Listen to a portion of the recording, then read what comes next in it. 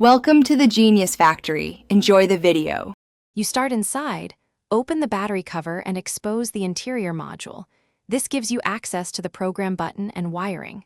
Press and hold the program or Yale button until the LED blinks and a tone sounds.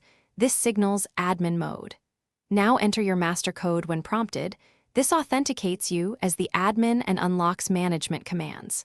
Once done, you're ready to remove fingerprints safely, because the lock refuses biometric changes without admin authorization. With admin mode active, follow the lock's prompts to reach fingerprint management. Typically, you enter the master code and then press the fingerprint delete sequence.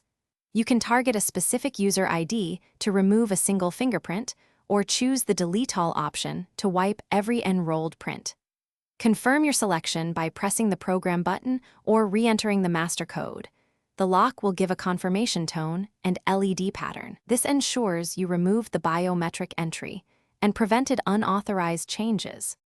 Finish by exiting admin mode and replacing the battery cover, then test keypad or key to verify normal operation. If deletion didn't take, first check battery voltage. Low power often blocks programming, then re-enter admin mode and carefully re-enter the master code. Small keypad timing errors cause failures. If problems persist, perform a factory reset only as a last resort because it erases all user data and codes. Remember, factory reset restores default state, so re-enroll users afterwards. Thanks for watching. If you found this helpful, don't forget to like and subscribe.